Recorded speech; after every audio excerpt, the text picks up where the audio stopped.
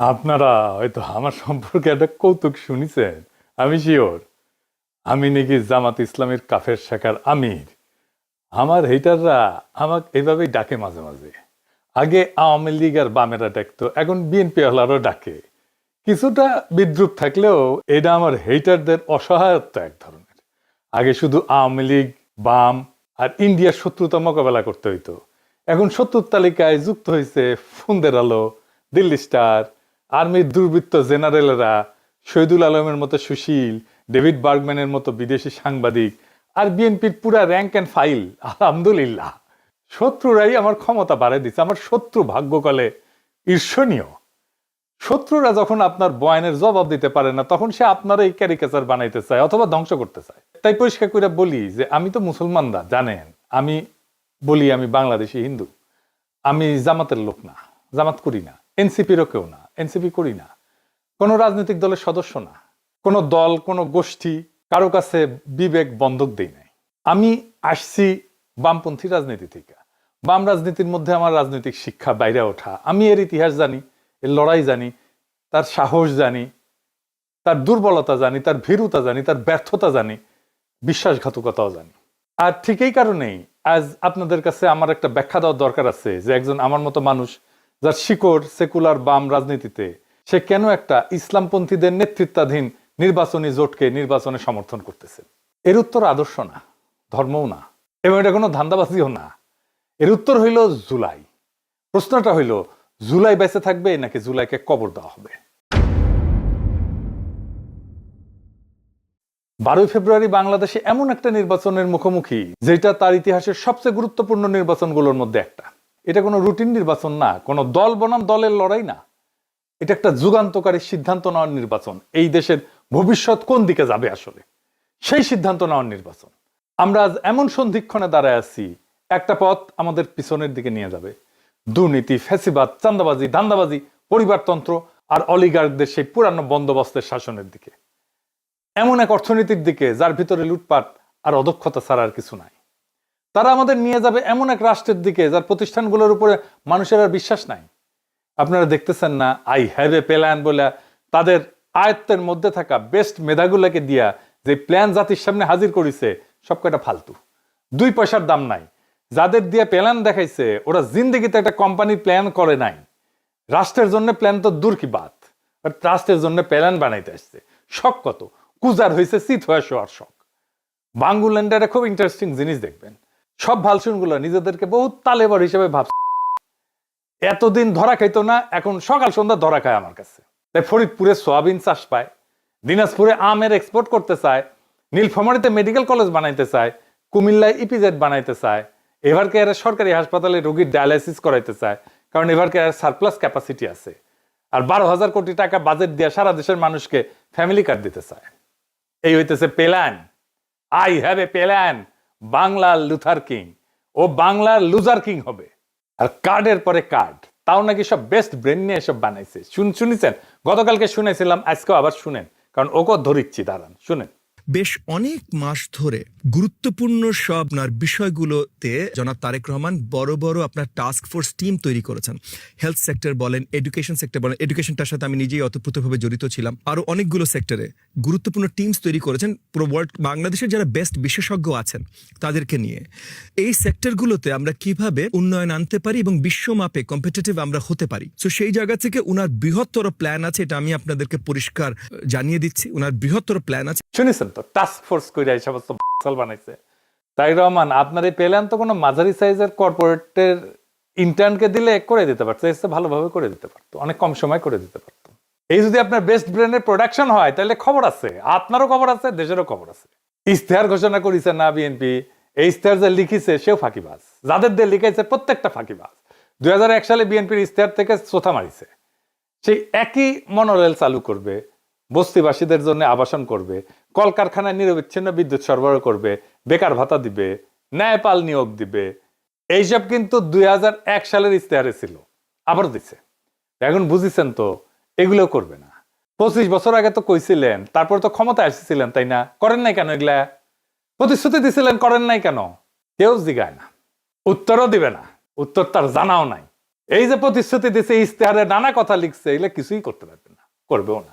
আচ্ছা আসেন আমরা এক্সাম্পল হিসেবে হাঙ্কেরে প্রিন্স ববি হাজ্জাজের আমলনামা দেখি। দেখা দরকার কারা বিএনপির হইয়া ভোটের মাঠে নামছে।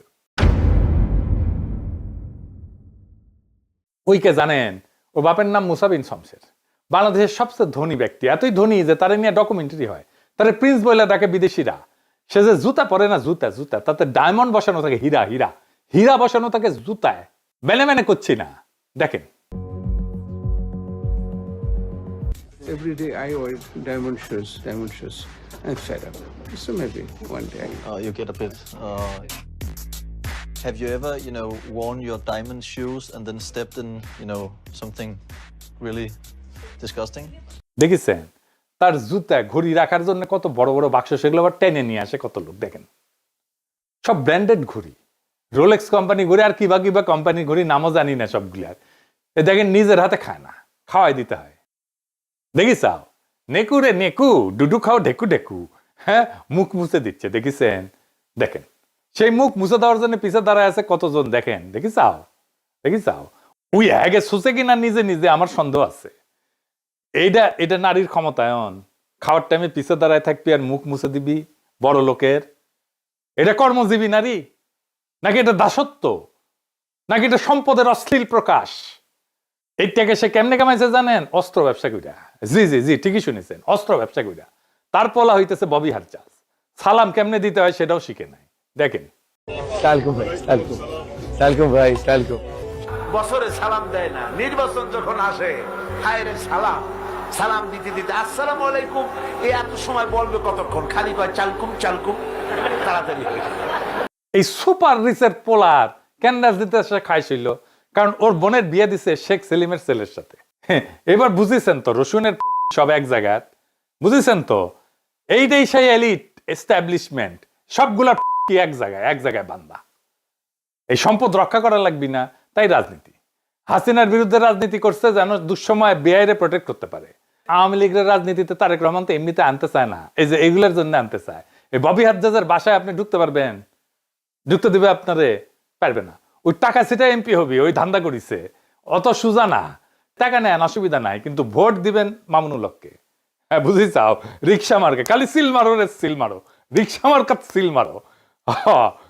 যে আপনার স্বপ্ন জানে, কল্পনা জানে, দুঃখ জানে, বেদনা জানে, যে সত্যিকার অর্থে আপনার প্রতিনিধি হইতে পারে।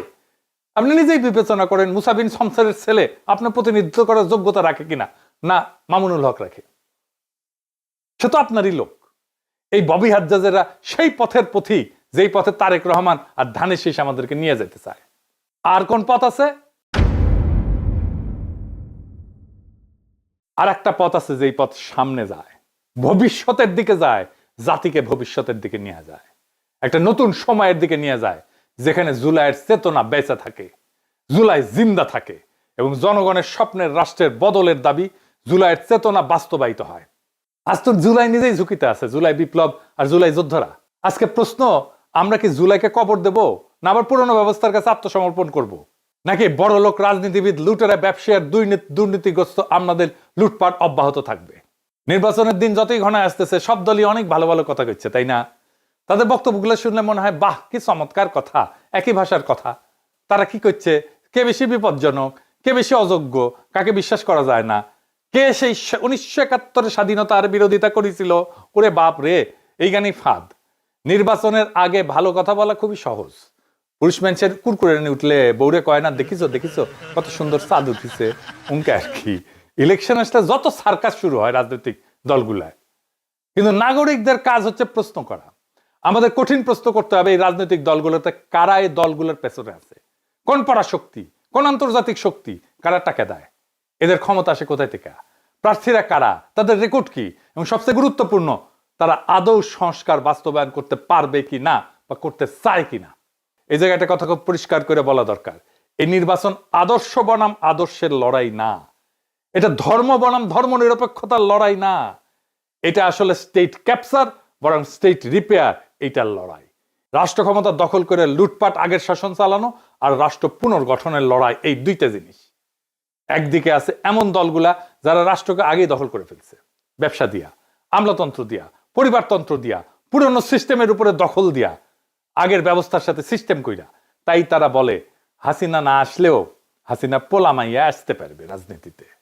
বাহ, চমৎকার। এই জন্য আমাদের বাচ্চারা রক্ত দিছিল, এই জন্য আমরা লড়াই করে ফেসিবাদ উৎখাত করছি, এই জন্য এত কষ্ট করছি আমরা। আর অন্যদিকে আছে এমন এক শক্তি যাদের এখনো পুরনো সিস্টেম খায়া ফেলায় নাই। দলের মধ্যে চোর ডাকাত লুটপাটকারী নাই যাদেরকে প্রোটেক্ট করতে হবে ওই দলদেরকে। তাই রাষ্ট্রকে মেরামত করার হিম্মত আছে তাদের। বিএনপি আসলে কি একটা?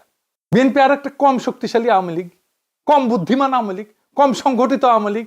বিএনপি আওয়ামী লীগের মধ্যে দলের কম্পোজিশন, তার শ্রেণী চরিত্র, এটার মধ্যে কোনো তফাৎ নাই। বিএনপি একটা গভীরভাবে দুর্নীতিগ্রস্ত দল, গভীরভাবে দুর্নীতিগ্রস্ত দল। আর দলের লোকেরা তারেক রহমানের চাকর বাকর। আপনারা জিজ্ঞেস করেন তারেক রহমানের কিভাবে চলে, মানে সংসার চলে কিভাবে, মির্জা ফখরুলের সংসার চলে কিভাবে, জিজ্ঞেস করেন কই থেকে আসে। তারা রাজনীতি করতে আসে নাই, আসতে ধান্দা করতে।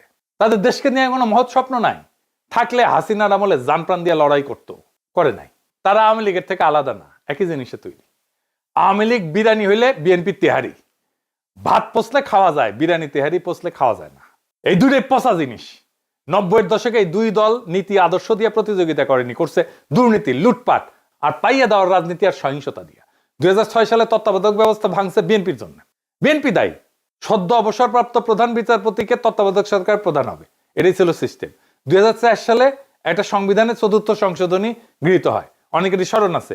ওই সংশোধনীর মাধ্যমে বিচারপতিদের অবসরে যাওয়ার বয়সসীমা 65 থেকে 67 করা হয়, 2 বছর বাড়ানো হয়।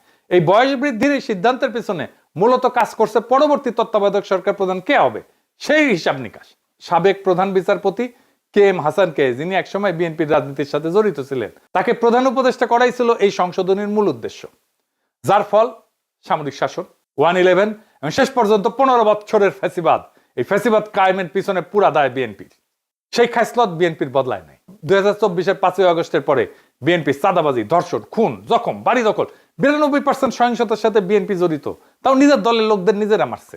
কোন বাজার, হাট, ঘাট, bus stand, tempo stand, rickshaw stand, TV station, media, advertising firm দখল বাদ রাখি নাই, সব দখল করে ফেলছে।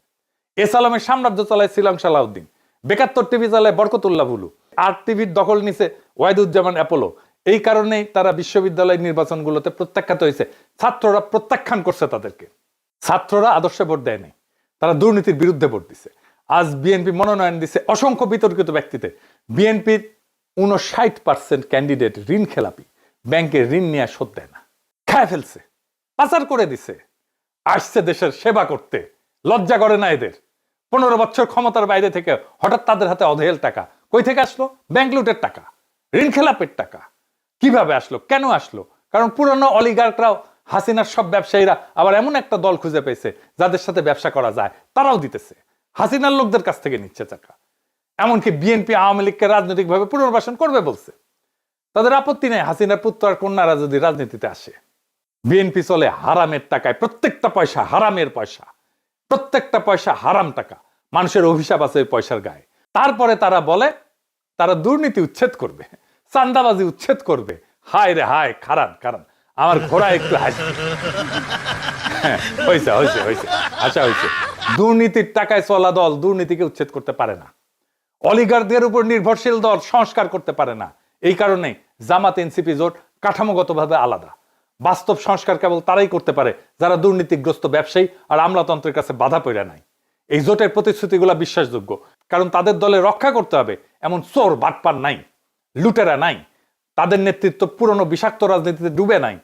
দলে গণতন্ত্র আছে, পরিবারতন্ত্র নাই। সংবিধান সংস্কারের কথা তাদের মুখে শোভা পায়, কারণ তারা পরিবারতন্ত্র বাঁচাইতে রাজনীতি করে না। রহমান অ্যান্ড সন্স এর মাফিয়া সাম্রাজ্যের অংশ হইতে আসেনি তারা।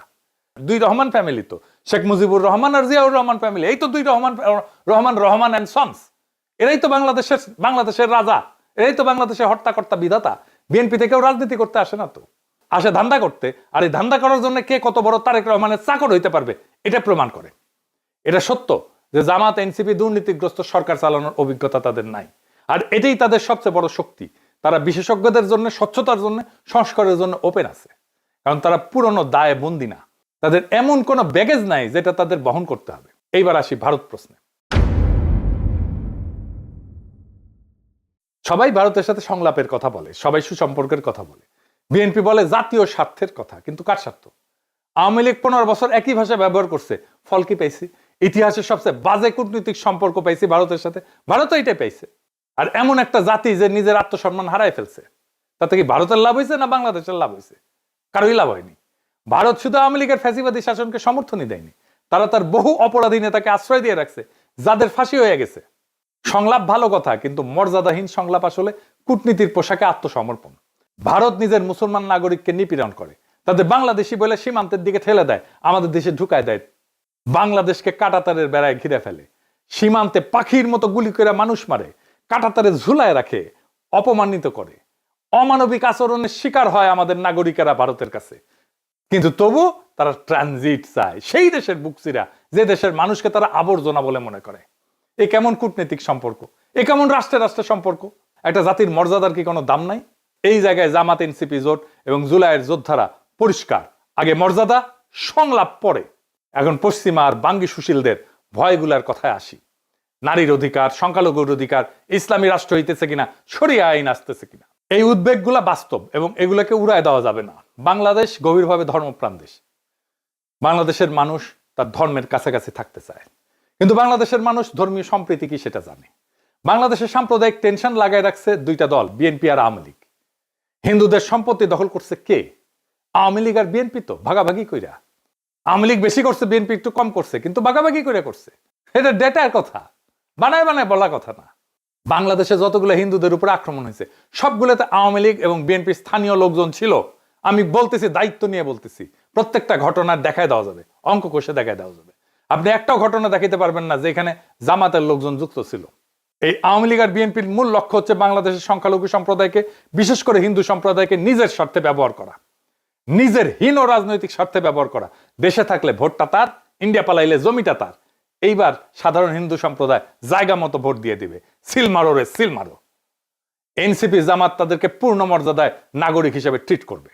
তারা সিদ্ধান্ত নিয়ে ফেলছে, ইলেকশনের দিন তাদের বুঝতে পারবেন। এবং এর ফল যেটা হবে, বাংলাদেশের সংখ্যালঘু সম্প্রদায় বাংলাদেশের 55 বছরের ইতিহাসে যেমন আজাদির সুখ পায় নাই, সেই আজাদির সুখ, সেই আজাদির স্বপ্ন তাদের পূরণ হবে। এইটা তারা পাইতে যাইতেছে এই জামাত এনসিপির শাসনে। লিখে রাখতে পারেন, গত 15 বছরের দমন বাংলাদেশের ইসলামী নাম পরিচয় মুছে দেওয়ার চেষ্টা করছিল, পারে নাই। ক্ষোভ বাড়াইছে, ইসলামী পরিচয়ের ঝান্ডার নিচে মানুষ সংগত হয়ে দাঁড়াইছে। যদি এবার মানুষের আকাঙ্ক্ষাকে বাধা দেওয়া হয়, ইসলাম ঠেকানোর নামে, ইসলামী রাষ্ট্র ঠেকানোর নামে গণরায়কে যদি প্রতিফলিত হইতে না দেওয়া হয়, তাহলে বাংলাদেশ একটা দীর্ঘমেয়াদী রক্তাক্ত সংঘাতের দিকে যাবে, যা আমাদের কারোই নিয়ন্ত্রণে থাকবে না। এই নির্বাচন ধর্মীয় আইন চাপানোর জন্য না, এটা এমন একটা জোট গঠনের প্রশ্ন যারা জুলাইয়ের সংস্কার আকাঙ্ক্ষা সম্পন্ন করতে পারে। নারীর অধিকার, সংখ্যালঘুর নিরাপত্তা, সংবিধানের সীমার উপরে কোনো আঘাত সহ্য করা হবে না। পরিষ্কার, প্লেন অ্যান্ড সিম্পল। আমরাই ঢাল হয়ে দাঁড়াবো। আজ আমাদের সামনে সিদ্ধান্ত স্পষ্ট। দল বনাম দল না, স্লোগান বনাম স্লোগান না, বরং দুর্নীতিগ্রস্ত অতীতে ফেরা নাকি জুলাই যা শুরু করছিল তা সম্পন্ন করা, এটাই এখন প্রশ্ন। জুলাই শুধু প্রতিবাদ ছিল না, জুলাই ছিল এক ঘোষণা। দেশের নাগরিক কারো প্রজা না, মর্যাদা দর কষাকষির বিষয় না, ক্ষমতা জনগণের কাছে জবাবদিহি করবে। বাংলাদেশ কোনো পরিবারের জমিদারি না। জুলাইয়ের প্রতি দায়বদ্ধতা, মর্যাদার প্রতি দায়বদ্ধতা, সংস্কারের প্রতি দায়বদ্ধতা, এগুলো কোনো বিমূর্ত ধারণা না। এইগুলা প্রত্যেকটা বাংলাদেশী নাগরিকের আজাদির ভিত্তি। দুর্নীতি থেকে আজাদি, ভয় থেকে আজাদি, পরিবারতন্ত্রের নিগড় থেকে আজাদি, চাঁদাবাজি থেকে আজাদি, অপমান থেকে আজাদি, দেশকে ধান্দার লুটপাটের জায়গা ভাবা এই রাজনীতি থেকে আজাদি। আজাদি মানে ভিক্ষার রাজনীতি না, যে আমাকে কার্ড ধরায় দেবে আর মাসে মাসে খয়রাতি দিবে। আজাদি মানে রাষ্ট্রের কাছে হাত পেতে থাকা না। আজাদি মানে নাগরিক হিসেবে মাথা উঁচু করে দাঁড়ানো। নারী, পুরুষ, সংখ্যালঘু, সংখ্যাগুরু আইনের সামনে সমান। বাংলাদেশের রাষ্ট্রের সামনে, সংবিধানের সামনে সবার অধিকার সমান। নিজের মর্যাদায় নিরাপদ। জুলাইয়ের জন্য, মর্যাদার জন্য, সংস্কারের জন্য, আজাদির জন্য জামাত এনসিপি জোটকে এই নির্বাচনে জিততেই হবে, এর কোনো বিকল্প নাই। ইনকিলাব জিন্দাবাদ, আজাদি জিন্দাবাদ।